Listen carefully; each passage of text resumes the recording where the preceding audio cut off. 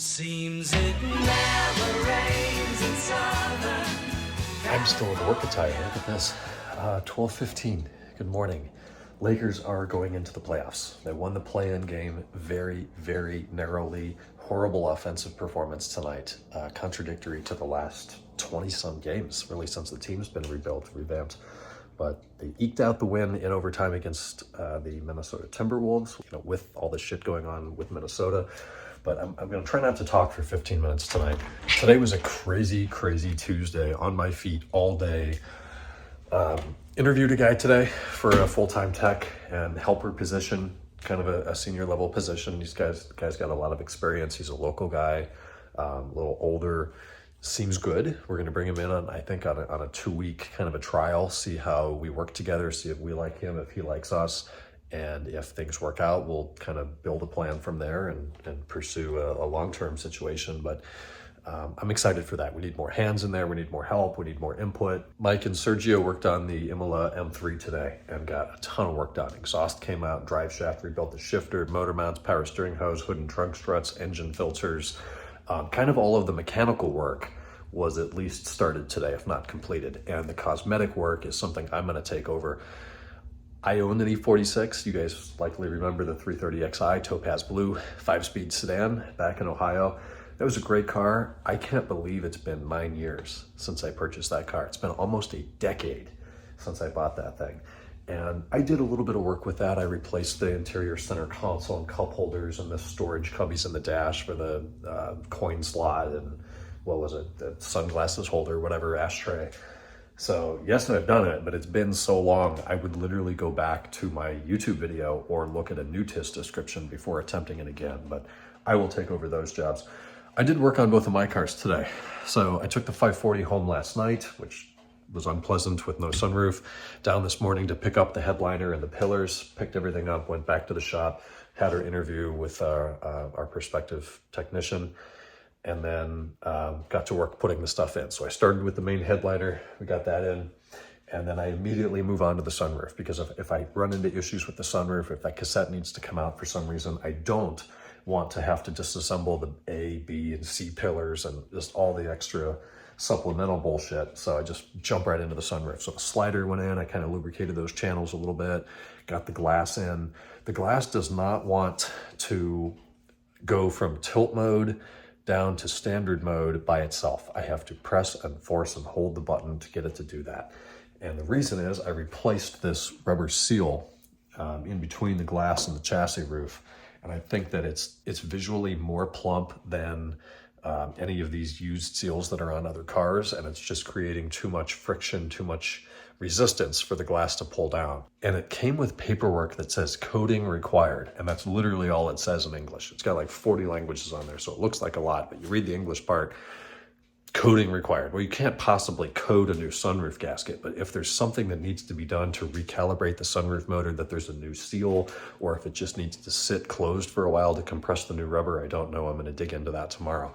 But it's aligned right, it fits right, the height's correct, it retracts all the way back, it comes forward. It just doesn't want to go down by itself. So we'll get into more of that tomorrow. But everything's done, less the A-pillars. I am doing a new windshield, which was due today. It did show up, but it's damaged, so they ordered another one. It's going to come in Thursday. The new windshield goes in Friday.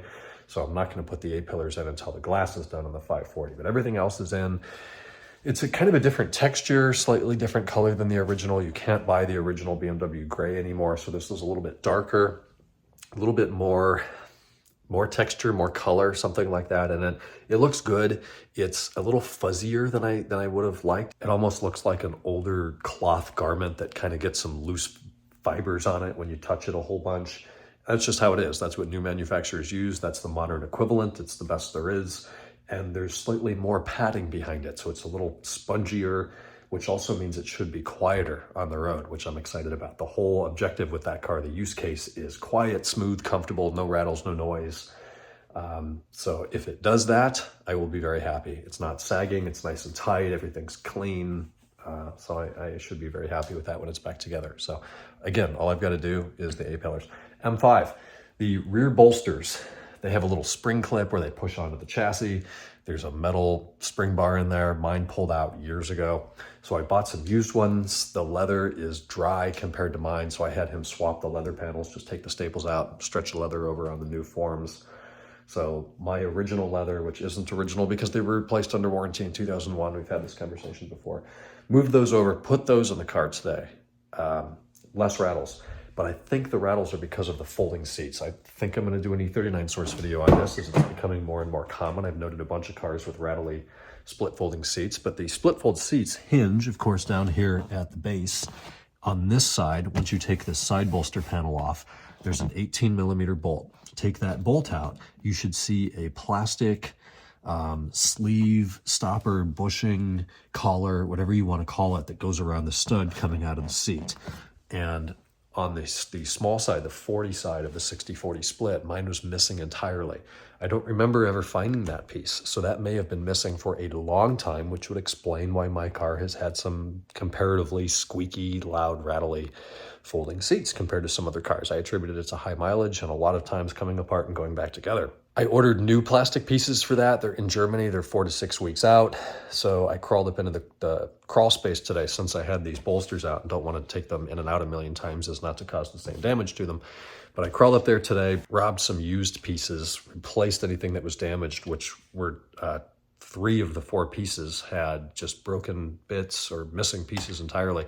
Put that back together, and in my small sample size of driving home tonight, which is about a 15 or 16 mile ride, mostly highway, I did not hear a peep from the folding seats. I'm very, very, very happy with that so far. So I don't know if it's exactly the folding seats or the bolsters with the good clips or a combination of both, but I'm not hearing any noise back there, more than the inevitable leather on leather of folding seats just moving, a millimeter side by side. They're going to make noise. The F10 creaks, the E60 creaks. That's how it is. Folding seats will make some noise.